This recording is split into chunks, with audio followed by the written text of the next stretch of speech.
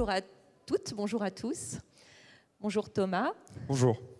Je suis ravie d'avoir cet échange avec toi, donc le fondateur de 1083, pour que tu nous parles un petit peu de cette aventure. J'aime bien poser comme question, quand je rencontre un entrepreneur, quelle était l'intention de départ. On est sur l'univers du jean, donc un produit mondialisé, symbole un petit peu de la culture américaine, et à un moment donné, tu décides de faire du jean en France. Voilà, c'est quoi l'intention de départ? C'était quoi le déclic? Alors en fait, 1083, donc la marque de jean que j'ai créée, c'était en 2013 que je l'ai créée. Mais l'intention de départ, en fait, à la base de la base, c'est l'ennui qui m'a conduit à créer ma boîte. J'étais informaticien à Grenoble. Le travail, ça représente pour chacun au moins 7-8 heures par jour pendant au moins 40 ans. Donc c'est un paquet de jours dans une vie consacrés à un travail. Et moi, j'étais plus capable de mettre mon quotidien au service d'un projet avec lequel je n'étais pas aligné. Donc en parallèle de ça, mes grands-parents qui vivaient à Romans, j'étais très attaché à leur maison, parce qu'en fait c'est la maison de mes arrière-grands-parents, et on y allait tous les week-ends. Et cette maison s'est trouvée être en face d'une caserne militaire qui s'est transformée en Marc Avenue, donc un grand centre de magasins d'usine. Donc en 2006, quand je commence à m'ennuyer, la mode éthique est toute naissante. Moi, j'y connais rien parce que j'étais informaticien. J'avais même un petit mépris pour la mode parce que c'était vraiment loin de moi. Et comme il y avait un centre commercial juste en face qui vendait plein de vêtements du bout du monde à des prix déstockés, je me suis dit que j'allais faire le contre-exemple avec du coup du sens, proposer des vêtements équitables, bio, en face d'un grand centre commercial qui vend l'inverse. Et donc en 2007, j'ai ouvert cette boutique de mode éthique. J'étais à l'époque client de Veja, qu'on a entendu ce matin. Mais voilà, j'étais néo-commerçant, néo-entrepreneur, je découvrais la mode. Et donc très loin d'imaginer quelques années plus tard créer une marque de jeans. Mais entre 2007 et 2013, donc c'est des années d'apprentissage où j'ai appris ce que c'était. J'ai appris enfin, c'est là où la passion pour la mode m'a gagné. C'est qu'en fait, en tant qu'informaticien, je n'accordais pas trop d'importance à la mode, mais en réalité, si on m'avait mis dans les costumes d'un autre, j'aurais pas été à l'aise. Et c'est là où j'ai compris qu'en fait, la mode, c'était vraiment essentiel, même quand on ne s'y intéresse pas. Et en fait, je pensais que la mode répondait à un besoin physiologique, de ne pas être tout nu ou de ne pas avoir froid. Et en fait, au musée de la chaussure à Romans, on nous montre les premières chaussures qu'on ait retrouvées et qui ne sont pas du tout des chaussures utilitaires. Parce que quand on était des hommes et des femmes préhistoriques, qu'on vivait dans des grottes, on n'avait pas besoin physiologiquement de se vêtir, on était poilus comme les animaux. Mais à partir du moment où l'humanité a commencé à se développer, on a besoin de dire qui nous était avec ces vêtements. Et donc de comprendre qu'en fait, le besoin archaïque de la mode est un besoin émotionnel et pas physiologique. J'ai compris du coup pourquoi la mode c'était si important. Et j'ai compris du coup pourquoi ça en faisait un média super intéressant pour partager ses convictions. Alors dans un premier temps, de 2006 à 2013, c'était vraiment revendre des vêtements, des chaussures issus du commerce équitable et bio et un peu de Made in France. Et puis ces 6 années-là m'ont vraiment permis de comprendre que, au fond, les gens ne sont pas irresponsables. Et je l'ai vu parce qu'en fait, tout le monde était... Quand on propose des vêtements équitables et qu'on en vient à parler du fond, personne n'est pour le travail des enfants, ou personne n'est pour la pollution, personne ne met des pesticides sur les tomates qu'il fait pousser dans son jardin. Donc en fait, au fond, tout le monde est écolo quand on est en situation de responsabilité. Et c'est juste le problème de la mode éthique à l'époque, c'était qu'elle n'était pas du tout proche des gens en termes de style. Et donc frustré par cette distance entre mes produits et mes clients, alors que dans le fond, ils étaient plutôt enthousiastes, je me suis dit, il faut absolument casser cette distance. Peut-être même que cette distance est la source de l'irresponsabilité du monde. Toutes les conséquences des choix qu'on fait, elles sont tellement loin de nous que ça ne nous engage pas à faire autrement, parce qu'on ne voit pas les conséquences. Et donc je me suis dit que quelque chose de plus proche, où on cultive la proximité, ça susciterait peut-être un peu plus d'engagement. Et donc la proximité, ça voulait dire, au-delà du commerce équitable, faire du Made in France. Au-delà du Made in France, faire du Made in pas loin. Avoir rapidement sous les yeux les conséquences des choix qu'on fait, parce que du coup, quand on produit en France, on voit assez vite les emplois qu'on crée. La proximité aussi au sens peu d'intermédiaires pour du coup être compétitif. Et la proximité aussi en termes de style. Et c'est là où le jean, c'est vraiment un produit passionnant. C'est qu'il y a plein de vêtements qui sont assez clivants en termes de style. Vous êtes banquier et vous mettez un t-shirt troué, ça ne le fait pas.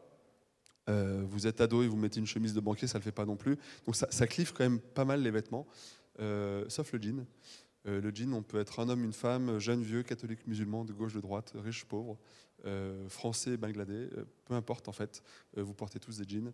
Et en fait, je trouvais que du coup, mettre ces idées-là assez radicales dans un produit assez universel, je trouvais ça intéressant. Et donc c'est comme ça que l'aventure a démarré en 2013, avec l'espoir de vendre 100 jeans. Donc c'était à l'échelle de mon petit magasin de romans. Et puis on en a vendu 1000. Et donc du coup, ça a démarré l'aventure. On était deux à l'époque, mon frère et moi. On faisait 200 000 € de chiffre d'affaires. Voilà notre bilan 2013. Et tu peux rappeler pourquoi 1083, pourquoi ce nom? 1083, c'est la distance qui sépare les deux villes les plus éloignées de l'Hexagone. Ces deux villes, c'est Menton au sud-est et Port-Spoder, c'est un petit village au nord de Brest. Et donc notre démarche, c'est de fabriquer des jeans et des baskets à moins de 1083 km de chez vous, où que vous habitez dans l'Hexagone. Et en fait, le sujet de fond, c'est pas tant le Made in France, c'est la notion de proximité. Encore une fois, quand on est proche des conséquences des choix qu'on fait, ça nous engage, ça nous investit, ça nous motive. Quand par contre, les conséquences des choix qu'on fait sont distantes, sont loin de nous, en fait, on n'a pas les moyens de prendre nos responsabilités. C'est pas qu'on est irresponsable, c'est comme si on était irresponsable, parce que du coup, c'est trop loin de nous. Donc c'est vraiment la démarche et la proximité. Et justement, tout à l'heure, Sébastien de Véja parlait du Made in France ou du conçu en France, assemblé en France. C'est vrai que ce n'est pas toujours très clair. Là, en ce qui concerne 1083, on est sur du quoi? Alors dans le monde du Made in France, Sébastien a tout à fait raison. Ça reste du commerce et des filières humaines, et du coup, il y a des tricheurs. Donc on joue sur les mots, il y a des petits drapeaux français qui apparaissent sur plein de produits qui ne sont même pas fabriqués en France. Il y a le petit conçu en France qui laisse entendre que peut-être un petit truc est fait en France. Heureusement, il y a des certifications. Origine France Garantie, par exemple, pour qu'un jean soit certifié par un organisme extérieur, exactement comme pour certifier le coton bio de nos jeans ou des baskets Veja, il y a des organismes tiers, EcoCert, Bureau Veritas, l'AFNOR, qui viennent contrôler que ce qu'on dit c'est vrai. Et donc pour un jean, si on veut être Origine France Garantie, il faut qu'il soit cousu en France, mais aussi tissé en France. Parce que le denim, le tissu du jean, doit son nom à la ville de Nîmes. Donc pour nous, c'était inconcevable qu'un denim 1083 ne soit pas tissé en France. Mais à la fois, donc le jean, c'est très français pour les Français, mais pour les Américains, c'est américain parce que c'est la conquête de l'Ouest, les chercheurs d'or. Pour les Indiens, c'est indien parce que le colorant bleu qui sert à faire le bleu du jean qui se délave, qui se patine, c'est de l'indigo qui doit son nom à l'Inde. Le mot jean, ça vient de la ville de Gênes qui a été anglicisé. Pour les Allemands, c'est allemand le jean parce que c'est eux qui ont inventé l'indigo de synthèse à la fin du 19e. Enfin, c'est vraiment assez incroyable comme le jean touche tout le monde. Et c'est ce qui en fait un médium super intéressant pour partager sa passion de l'identité, de qui l'on est avec ses vêtements, autant que sa passion de défendre des modèles auxquels on croit. Et donc derrière 1083, il y a des usines en France. Tu peux un peu rappeler où elles se trouvent et ce qu'elles font? Oui, alors pour faire un jean, il y a 8 étapes. Donc dans un premier temps, on fabrique de la fibre. Soit elle est cultivée, soit elle est produite à travers le recyclage. Ces fibres cultivées, c'est soit du coton, majoritairement bio, systématiquement, du lin, du chanvre. Parfois, on peut le mélanger du coton recyclé issu de nos chutes de confection. Ensuite, ces matières premières, on va les filer. Donc les fibres de coton, ça fait à peu près 30 mm. On va les filer entre elles pour former une torsade qu'on appelle un fil. Une fois que le fil est formé, on va le teindre, puisque dans un jean, vous avez un fil blanc et un fil bleu. Et donc, il faut teindre avant le tissage le fil pour former le fil de chaîne. Une fois que vous avez teint, vous pouvez tisser.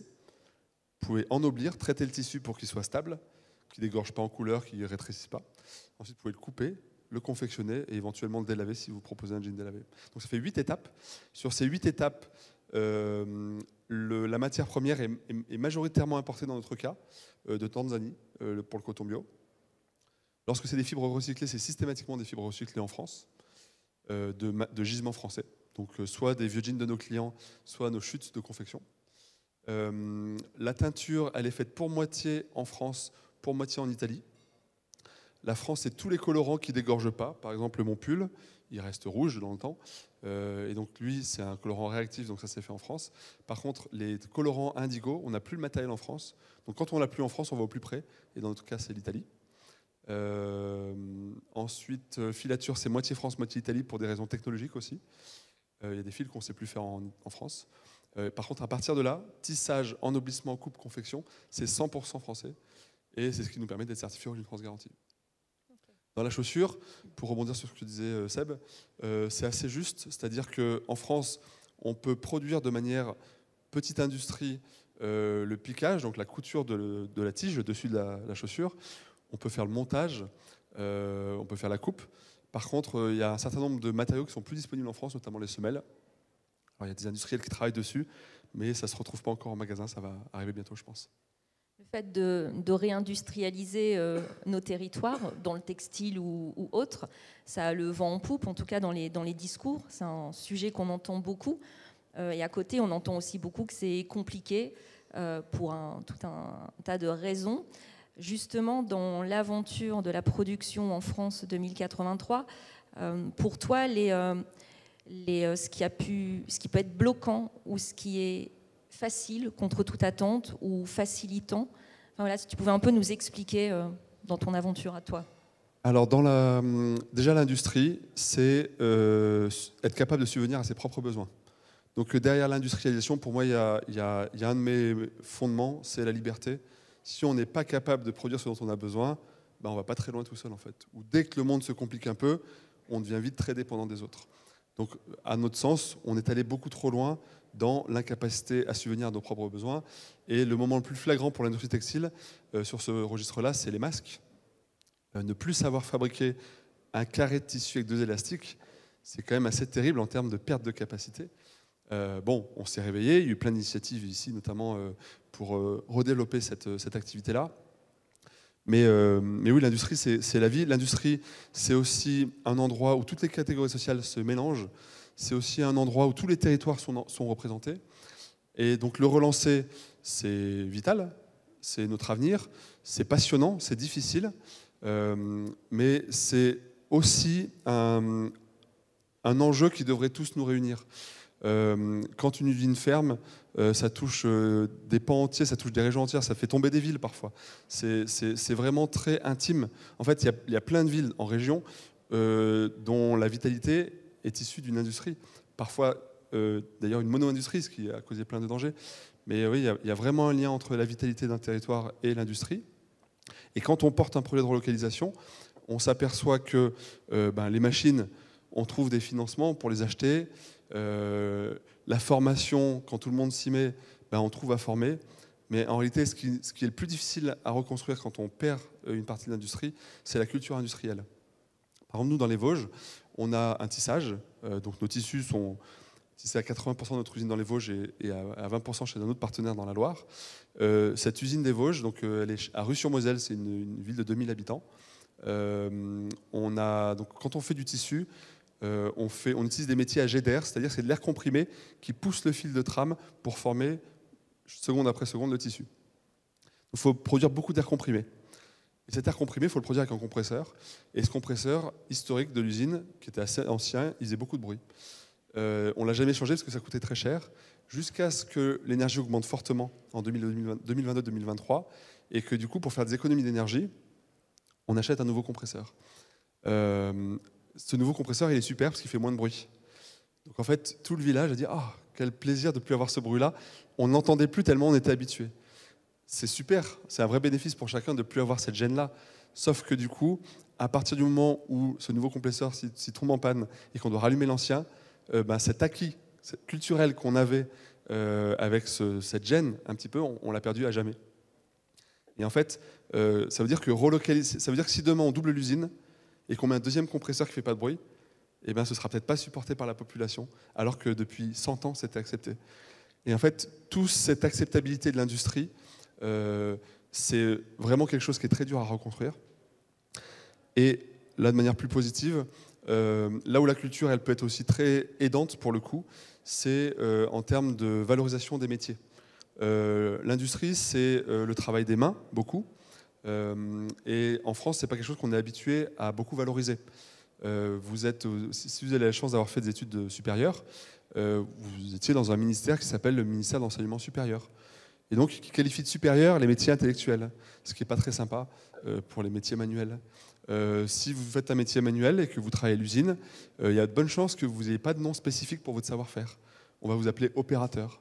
Et donc ça, quelle estime ça vous donne de la place que vous avez dans l'usine? Zéro.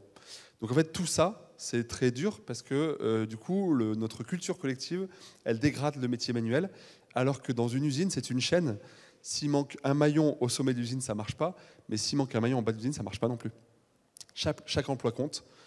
C'est vraiment un univers d'égalité en termes d'importance. Et ça ne se traduit pas émotionnellement dans notre culture aujourd'hui.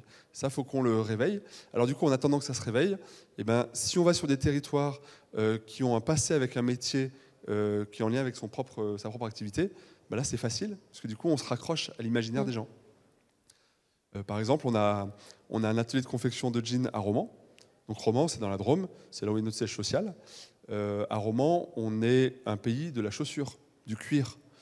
Et à Romans, quand vous créez un atelier de jeans, c'est dur de recruter, même si c'est notre histoire, on est né à Romans. C'est dur de recruter parce qu'en fait, c'est plus cool de faire à Romans un sac Vuitton qu'un jean 1083. Par contre, dans les Vosges, là où on a repris notre tissage et on a développé avec un deuxième atelier de confection, les Vosges, c'est le département historique du tissage, de la filature, du lin, puis du coton. Ça a été un endroit où on a développé beaucoup de vêtements de travail au début du 19e, au début du 20e, pardon. Et du coup, plein de générations de Vosgiens ont dans leur famille des gens qui ont bossé dans le textile. Ce textile a beaucoup diminué. Et du coup, les Vosgiens, ils sont un peu tristes, mais un peu comme dans le Nord ici, de ce que c'était. Mais nous, Drômois, qui n'étions pas du textile, voir leur écosystème, ça nous émerveille tellement c'est déjà génial. Mais eux, ils voient ce qu'ils ont perdu, nous, on voit ce qu'ils ont gardé. Et dans les Vosges, comme ils ont gardé un bel écosystème, il y a plusieurs tissages, il y a encore une filature, enfin, il y a un peu de quoi faire. Il y a des ateliers de confection qui font beaucoup de linge de lit. Mais dans les Vosges, du coup, comme ils ont la passion du textile, il n'y a pas de problème à faire un jean. Et au contraire, c'est plus cool de faire un jean 1083 que de faire une tête d'oreiller. Donc à recrutement égal, à poste égal, à salaire égal, on recrute beaucoup plus facilement dans les Vosges que dans la Drôme, juste pour cette question culturelle. Tu citais le sac Vuitton ou le jean 1083. Donc des marques. Quelle est l'importance pour toi de la marque dans le fait d'accélérer en fait la transformation de la consommation de la mode? Enfin, quel est l'impact en fait de la marque? La marque, c'est l'attelage, c'est le médium entre le consommateur et la filière. La filière, il faut en prendre soin. C'est là où on voit quand on la perd que c'est si important. Il y a plein de structures qui aident les écosystèmes à se former, qui aident... Là, hier, j'entendais, il y avait un intervenant qui parlait de BRICS, qui accompagne des chefs d'entreprise pour qu'ils prennent soin d'eux et qu'ils soient plus performants. En fait, nous, c'est ce qu'on essaye de faire à l'échelle de notre industrie. Et les marques, elles peuvent faire ça aussi. Quand vous avez des marques, Sébastien, tout à l'heure, réagissait au storytelling en disant qu'il était presque meurtri qu'on lui dise qu'il fasse du storytelling. J'aurais exactement eu la même réponse. Storytelling, c'est raconter des histoires. Et nous, ce qu'on fait, c'est partager notre histoire. En fait, c'est pas du tout la même intention. Dans un cas, on invente. Dans le cas, juste, on ouvre ses portes, ses bras, et puis venez voir, puis faites-vous votre propre avis. Et en fait, c'est les marques qui décident ce qu'elles font. Toutes les marques qui font du storytelling, en fait, elles ont une image. Alors, ça peut être un peu frustrant parce que c'est fake. Et quand l'histoire de 1083 a démarré comme ça en 2013, moi j'ai regardé le prix d'un jean Levi's et le prix d'un jean H&M. Il y en avait un à 30 €, un à 120 €. Je me suis dit, c'est quoi la différence entre les deux? Certainement le coût du travail, comme tout le monde en parle. Et puis j'ai regardé l'étiquette de composition, et en fait j'ai vu que ces deux jeans, ils étaient fabriqués dans les mêmes pays, avec les mêmes matières premières. Bangladesh, Pakistan, Vietnam, Turquie. Donc en fait, ces deux jeans que je pensais si différents, en fait c'était les mêmes. Ça veut dire qu'à coût du travail égal, il n'y avait pas le même prix de vente. Et donc je me suis dit, tiens, finalement, la fast fashion, au moins j'en ai pour mon argent, parce qu'au moins ils ont l'honnêteté de ne pas survaloriser un truc fabriqué au Bangladesh. Et après, je me suis rappelé du musée de la chaussure, où j'ai appris qu'en fait, on n'achetait pas une fonction, mais une émotion, une posture, une identité dans la société. Et donc j'ai compris pourquoi en fait les marques de mode, elles investissaient dans le marketing, dans la pub, pour gorger leurs produits de cette émotion qu'ils vont vendre. En fait, ils nous vendent une communauté, une émotion, avant de nous vendre une résistance ou une caractéristique technique d'un vêtement. Et donc, les marques, elles peuvent faire le choix, par leur modèle, de vendre des histoires ou de partager la leur. Et nous, comme on n'a pas les moyens de faire beaucoup de publicité, on en fait un tout petit peu, et ben en fait, ça nous permet de faire une marche très courte. Et cette marche très courte, elle nous permet d'investir beaucoup dans l'industrie. Et du coup, notre seul moyen qu'on ait de partager les émotions, puisqu'on n'a pas les moyens d'acheter un grand porte-voix qui fait connaître tout le monde, c'est de donner suffisamment de sens à ceux qui nous découvrent pour en parler autour d'eux, et que chemin faisant, bouche-oreille faisant, eh bien, on se fasse connaître. Et c'est comme ça qu'on grandit depuis 11 ans. Et en termes d'expérience justement de marque, je pense qu'il y a des visites d'ateliers, c'est ça, qui sont organisées ou, si ça, tu peux aussi en parler. Ouais, c'est exactement ça en fait. Quand vous allez chez le vigneron et que vous achetez une bouteille de vin, ça peut être la même bouteille de vin que celle que vous achetez au supermarché, le même goût, le même prix, tout pareil. Si vous l'achetez chez le vigneron, parce qu'en fait, la visite, les émotions qu'ils vous auront partagées vous ouvriront d'autres chakras en quelque sorte que quand vous l'achetez au supermarché. Et votre attention va être tellement démultipliée que vous allez trouver ce vin meilleur et que cette expérience va vous porter beaucoup plus. Ça va vous engager plus. Du coup, vous n'allez pas forcément boire plus, mais vous allez en boire mieux. Et peut-être vous allez en acheter plus par contre. Et quand vous allez avoir vos amis à la maison, vous leur offrirez ce vin et vous allez leur raconter l'histoire de ce vin. Et la différence, c'est pas le vin, en fait, c'est les émotions qui auront circulé entre le vigneron et vous. Et en fait, dans la mode, c'est exactement pareil. Comme on n'a pas les moyens de se faire connaître à grand renfort de campagne marketing, etc., et bien du coup, le seul moyen qu'on ait pour se faire connaître, c'est nos usines, nos savoir-faire. Et comme on voit que c'est très engageant pour les consommateurs de comprendre comment c'est fait un vêtement et qu'ils en parlent autour d'eux, on ouvre de plus en plus nos portes. Donc effectivement, on organise la production de telle sorte à ce qu'elle soit visitable. C'est extrêmement engageant pour les consommateurs parce que du coup, ils voient qu'un jean, ça ne pousse pas sur un arbre et que du coup, il y a plein de savoir-faire et que du coup, même on leur fait essayer. Et quand on a même fait un bouquin chez Erol où on donne les patronages de nos jeans à nos clients et du coup, on propose aux gens de le faire à la maison. Et il y en a qui essayent, ils mettent à peu près 10 heures. Le jean n'est pas terrible généralement, mais quand on a mis 10 heures à faire un jean pas très réussi, on a vécu dans sa propre chair en quelque sorte que ça ne peut pas valoir 30 € un jean. Donc en fait, ça montre la valeur des choses aux gens. Et donc ça, par l'interconnexion, c'est extrêmement engageant. Ça engage le consommateur qui comprend pourquoi il met 130 € dans un jean. Ça le fait déconsommer, puisqu'il va remplacer une consommation quantitative et il va remplacer le plaisir d'acheter beaucoup par le plaisir de choisir, de prendre soin et se sentir bien dans son vêtement. J'avais une troisième idée que je voulais vous partager sur ce point-là, mais j'ai oublié, donc ça va revenir. Il y a aussi des influenceurs des ambassadeurs qui se saisissent de la marque 1083. Ouais, ça c'est cool. Alors c'est une petite surprise qu'on n'en avait pas eu jusque-là. Pendant 10 ans, on a été vraiment focus sur la reconstruction de notre filière, donc recréer des tissages. On est 100 dans l'entreprise, il y a 50 personnes en production, donc on est des tisserands, des coupeurs, des couturiers, des couturières, et 50% au siège social à Romans et dans nos magasins. Donc c'est vraiment moitié-moitié. Et du coup, c'est un gros effort de reconstruire des usines, des savoir-faire, et c'est fragile encore. Et pardon, ta question ? Sur les ambassadeurs. Ah oui. Et donc, quand on est focus comme ça sur la partie production, organisation, on n'est pas du tout focus sur la création dans un premier temps. Là, ça vient parce que du coup, on en a les moyens en termes de savoir-faire. Et du coup, plus on commence à enfin créer, c'est quand même le plaisir initial, mais là on en a enfin les moyens, plus du coup se tournent vers nous des créatifs, des gens que ça intéresse, que ça passionne. Ils peuvent être designers, ils peuvent être artistes. Là on a le plaisir d'habiller Ibrahim Malouf pour sa tournée avec sa nouvelle trompette Made in France Thomas. Il y a 15 jours, on a envoyé un jean et on a vu Denis Brognard qui porte notre jean sur Koh-Lanta. C'est absolument improbable de notre point de vue. Mais c'est génial de voir que du coup, des personnalités sans aucune récompense financière, hein, c'est juste, on leur a filé un jean et c'est trop cool de voir que petit à petit, notre produit qui était très, comment dirais-je, engagé, devient de plus en plus désirable. Et ça, c'est notre récompense parce que c'était passionnant d'écouter Sébastien tout à l'heure. Lui, on voit qu'il est parti direct sur le produit et ça a été vraiment leur leur talent incroyable. Enfin, c'est toujours leur produit, c'est toujours leur talent.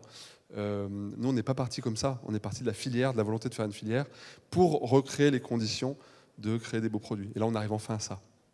Mais ça a pris 11 ans. Ouais. Tu dis aussi souvent que 1083 est une marque radicale. Qu'est-ce que tu mets derrière ?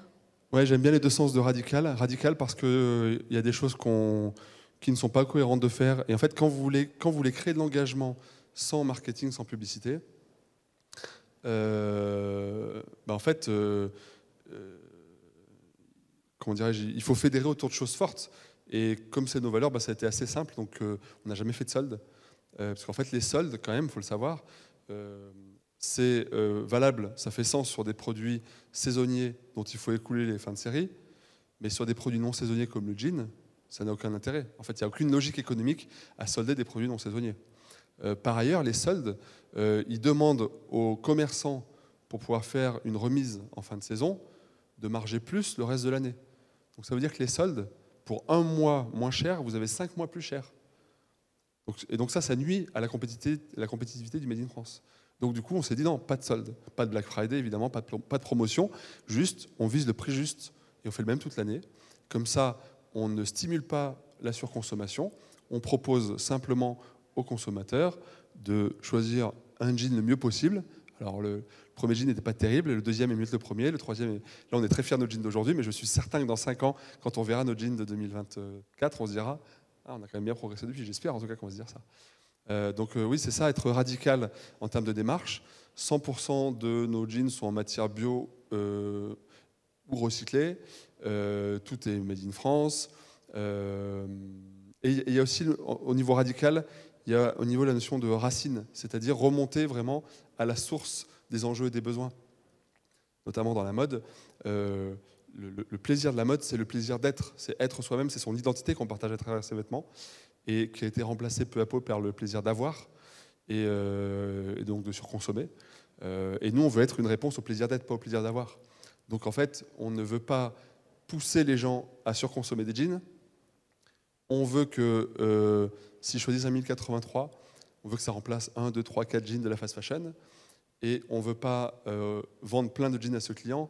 On veut qu'il soit tellement engagé qu'il ait envie d'en parler autour de lui et que, quelque part, il fasse mieux consommer d'autres consommateurs autour de lui. Et donc, ce n'est pas du tout pareil d'être une marque de mode qui cherche à vendre un maximum de jeans à un maximum de clients que d'être une marque de mode qui cherche à vendre le minimum de jeans à un maximum de clients. Parce que dans un cas, vous cherchez à booster l'indice de vente, c'est-à-dire à vendre le maximum de vêtements aux mêmes consommateurs. Dans l'autre cas, vous cherchez à le surengager pour que, du coup, il parle de vous autour de vous et qu'il fasse venir des amis. Tu parlais de la fast fashion. On a vu arriver aussi ces dernières années l'ultra fast fashion. La slow fashion dont fait partie finalement 1083, elle est un peu minoritaire dans le paysage mondial. Est-ce que, pour revenir au thème de ce World Forum, tu as l'impression d'être à contre-temps ? Et si oui, qu'est-ce que ça signifie pour toi être à contre-temps ? Alors, il y a des contre-temps qui sont plutôt heureux. On était relativement en avance de phase, puisque du coup, donc un contre-temps en avance, on va dire, en portant la volonté de recréer une filière du jean en France alors qu'elle avait complètement disparu. Pour vous donner un ordre d'idée, il y a 67 millions de jeans qui sont vendus chaque année en France. Dans les vêtements, on considère qu'il y a à peu près 3-4% des vêtements vendus en France qui sont fabriqués en France. Dans le fromage râpé, qui est un produit industriel aussi, c'est peut-être 70% du fromage râpé qui est fabriqué en France. Donc le vêtement 3% et le jean 0,15%. Et en 2013, c'était 0. Donc on est descendu extrêmement bas dans le Made in France. Pour autant, ça ne nous a pas empêché de porter cette volonté-là, parce qu'on a vu qu'en fait, s'il n'y avait plus de jeans fabriqués en France, c'est parce que tout le monde se disait que le coût du travail était trop cher. Mais nous, c'est pas ce qu'on a vu quand on a comparé le H&M et le Levi's. Ce qu'on a vu, c'est que avec les circuits courts d'H&M sur le niveau de prix de Levi's, on pouvait faire du Made in France. Donc c'est comme ça qu'on s'est remis. Donc ça nous a permis d'être un peu en avance de phase. Par contre, la vie d'une entreprise, c'est pas un long fleuve tranquille. On a des hauts, des bas. Des fois, c'est très facile, des fois, c'est très dur. Des fois, c'est très facile alors qu'on ne sait pas pourquoi. Des fois, c'est très dur, on ne sait pas pourquoi. Donc, c'est vraiment comme ça des montagnes russes. Et là, on a eu des enjeux de production assez importants en 2023-2024 qui nous ont fait assez mal au niveau économique, dont on sort. Donc, voilà, tout va bien. Et on sort plus fort parce qu'en réalité, c'est des étincelles qu'on a vécues qui ont révélé une certaine adolescence dans notre organisation qu'on a beaucoup amélioré aujourd'hui. Donc ça nous a beaucoup aidé à nous structurer. Mais là, on était à contre-temps de manière négative, c'est-à-dire qu'on ne s'est pas structuré sur tous les sujets au niveau qu'il fallait. Mais bon, quand on en parle aux entrepreneurs, tout le monde vit ça dans sa boîte. Donc quand on se compare, enfin, c'est quand on se regarde qu'on se désole, et quand on se compare, on se console. Donc là, maintenant, on est consolé.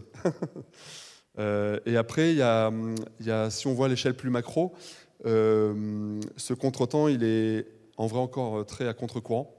Nous, on est les leaders du jean made in France. C'est 50 000 jeans sur 67 millions. C'est 0,07% du marché français.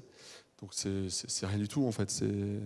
Donc on ne sait pas du tout à quel niveau on grandira. Ça dépend beaucoup de notre capacité à former une filière solide, robuste, et à proposer et à rendre accessible nos jeans près des consommateurs. Mais on sent bien que voilà, on est vraiment à contre-courant malheureusement. Après, on ne le fait pas pour y arriver, parce que si le but c'était d'y arriver, il y aurait trop de chances qu'on soit déçu, ça nous démotiverait. Alors que là, on le fait juste parce que c'est cool de faire ces projets-là. En fait, c'est tellement intéressant de visiter des ateliers, de rencontrer d'autres entrepreneurs, d'essayer des choses, de créer, d'imaginer, de rêver de nouvelles filières, de nouveaux projets, de nouveaux produits, de nouveaux dessins, que finalement, comme on le fait pour nous, en fait, on est indémotivable sur notre mission de fond, que le courant soit avec nous ou contre nous. Ça fait 17 ans que j'ai créé ma boîte dans la mode éthique. Ça fait 11 ans qu'on a créé 1083 dans ce cadre-là. Je pense que ça sera ma vie. J'espère qu'un jour, on ne sera pas contre-courant, que ça aura basculé, mais bon, vu le poids de la fast fashion en ce moment, c'est pas gagné. Après, ce qui est quand même rigolo, quand on se refait le film de l'histoire textile française, c'est que la France était un énorme pays producteur textile, même au niveau mondial, que beaucoup de nos champions industriels sont devenus des champions de la distribution. Et donc, on a beaucoup de marques qui ne fabriquent plus en France, mais qui ont développé vraiment des empires de distribution remarquables. Et du coup, il y a depuis une vraie scission entre l'industrie textile française qui est restée et celle qui a muté vers la distribution. Donc c'était vraiment devenu des ennemis parce que les délocalisations opérées par ceux qui ont devenu distributeurs ont pénalisé ceux qui sont restés industriels et ils ont beaucoup fermé. Mais ce qui est marrant là, c'est que nos champions français de la distribution et de la fast fashion se font agresser par la fast fashion, l'ultra fast fashion. Et là, ça fédère un peu, ça refédère le monde du textile, de la distribution et de la production ensemble, parce qu'en fait, on a un ennemi commun. Et c'est un peu comme au moment de la guerre froide, quand les présidents américains et russes qui se tapaient dessus, d'ailleurs on peut se le redire maintenant un petit peu, qui se tapent dessus, se disaient au téléphone, mais bon là on se tape dessus, mais s'il y a des extraterrestres qui arrivent, est-ce que tu vas quand même nous défendre ? Et là, ils se répondaient oui. Donc là, l'extraterrestre, c'est la fast fashion. Ça met en danger beaucoup de boîtes textiles françaises. Peut-être que ce sera un sursaut qui permettra à chacun de refaire cause commune et petit à petit rapprocher des histoires commerciales industrielles qui sont bien éloignées malheureusement.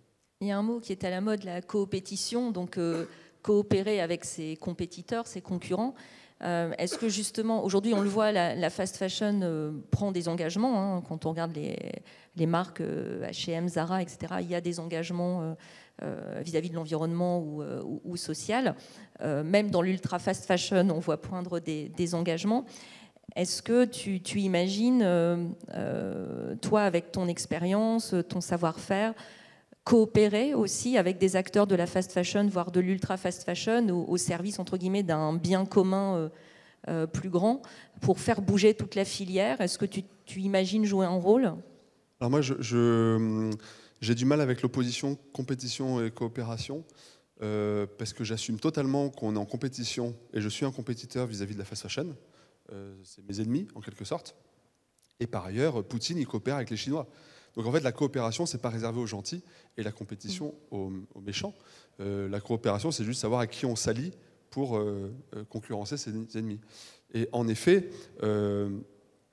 ben, c'est important quand même de pas... quand on crée des ateliers, créer 1083, ça veut dire à la base être commerçant, devenir créateur de marque, styliste, créer des ateliers de confection, créer un tissage. Et donc, c'est apprendre plein de nouveaux métiers. Ces nouveaux métiers, on ne peut pas les apprendre seuls.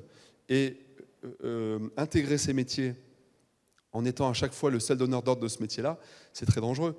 Parce que si le tissage de 1083 ne travaille que pour 1083, la confection pareil, etc., ça veut dire que si dans 10 ans 1083 devient ringard, tout tombe. Ça ne serait pas du tout raisonnable. Donc en fait, on fait tout pour que chacune de nos activités soit la plus interconnectée possible pour pas qu'on ait tous les œufs dans le même panier. Pour les mêmes raisons que 1083 confectionne chez ses propres ateliers et chez d'autres tisseurs français, et ben en fait, nos propres tissages travaillent pour d'autres clients. Et du coup, on se sert de la médiatisation qu'on peut avoir et des relations qu'on peut avoir à droite à gauche pour essayer d'attirer des marques classiques sur nos chemins, pour déconstruire certaines idées qu'ils peuvent avoir, pour leur remontrer aussi des possibles qu'ils ont complètement oubliés. Moi, ce qui me surprend notamment dans les grandes enseignes qui sont venues nous voir, c'est qu'ils ne savent même plus presque comment c'est fait un vêtement, parce qu'ils sont tellement habitués à l'acheter tout fait dans une usine qu'en fait, ils ont perdu le savoir-faire de commander un tissu et de l'envoyer chez un façonnier, puisqu'ils achètent le produit fini. Bah, tout ça, c'est super important de le réapprendre et de participer au fait qu'ils le réapprennent si on veut que demain, ils participent à charger un petit peu nos usines. Et donc, c'est chemin faisant en fait, qu'on va réussir à refaire une filière globale. On ne le fera pas seul, donc il faut accepter de se frotter à eux, mais par contre sans naïveté. Ok, merci. Peut-être passer la parole au public s'il y a des questions.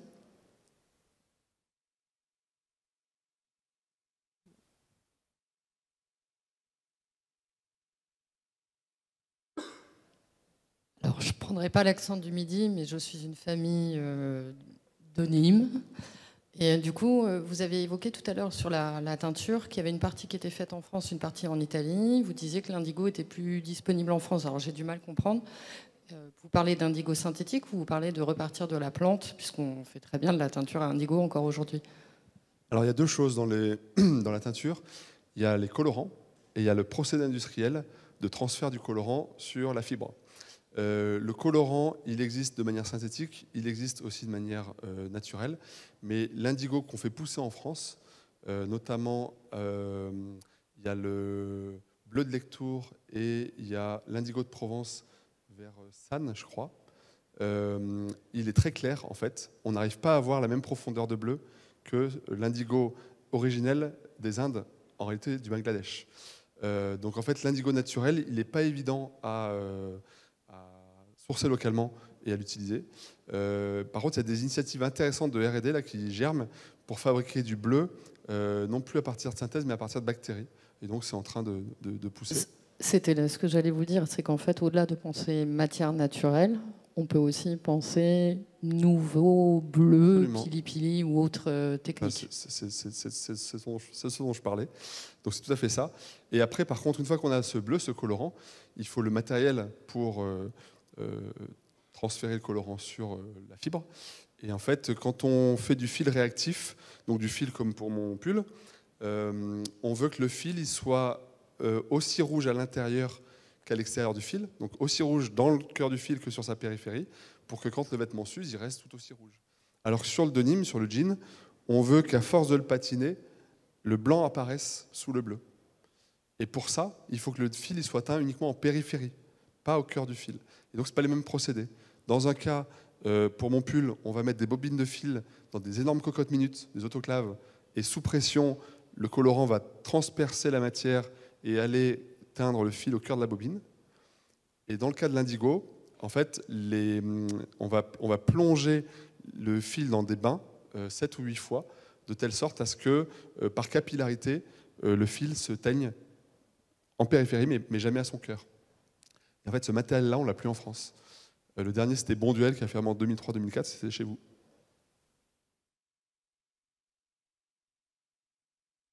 D'autres questions ?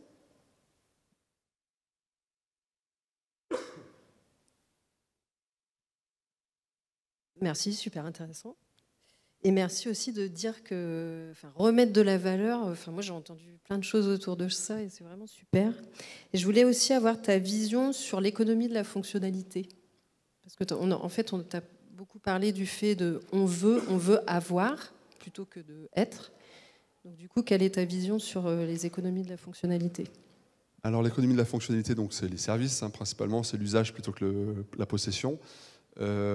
Ça fait sens parfois, ça ne fait pas sens parfois.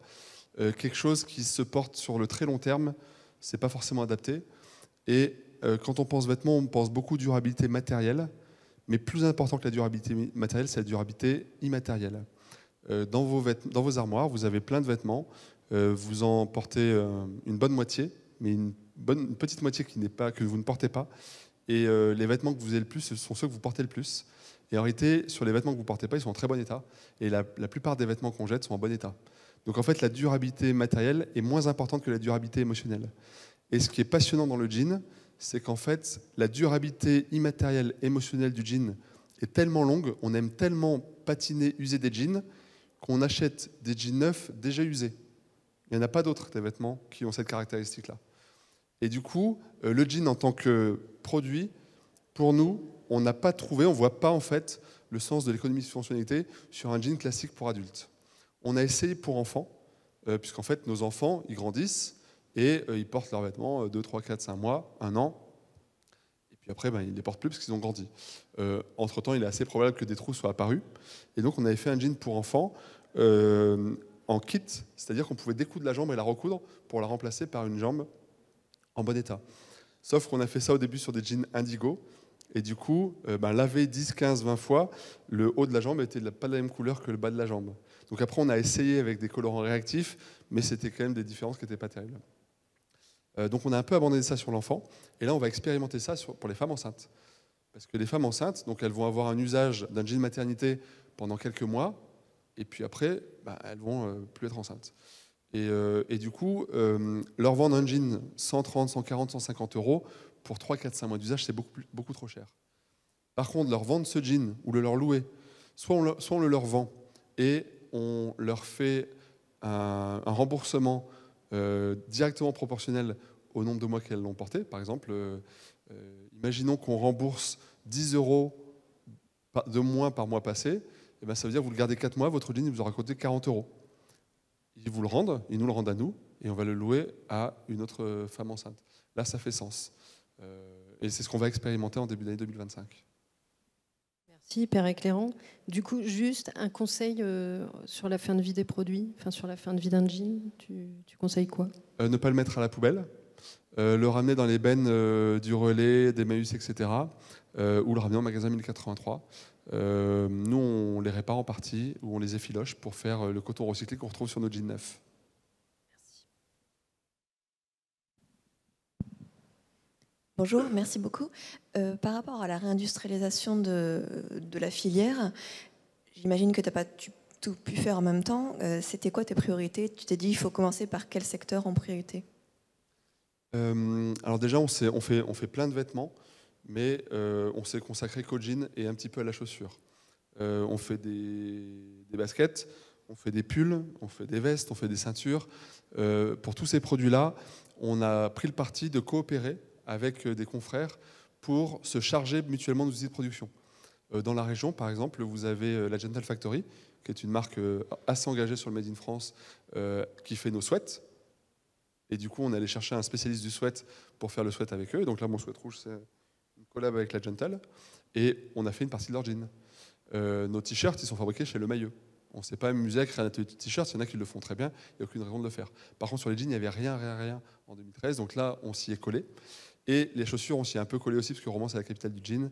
Et du coup, on a soutenu un petit artisan qui faisait des sandales et un fabricant de baskets. Un assembleur de baskets, pour être précis.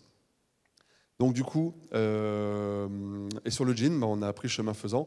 On a commencé par créer notre atelier de confection. On a notre tisseur des Vosges, dont on était client, qui s'est retrouvé en redressement judiciaire en 2018. Donc on l'a repris. Entre le risque de le perdre ou le risque de le reprendre, on a pris le risque de le reprendre. C'est extrêmement difficile, mais normalement, on a mangé notre pain noir et normalement, a priori, ça devrait être bon pour les prochaines années. En fait, c'est un peu subi cette relocalisation. Parce que du coup, ces 8 étapes, s'il en manque une, vous ne sortez pas votre produit.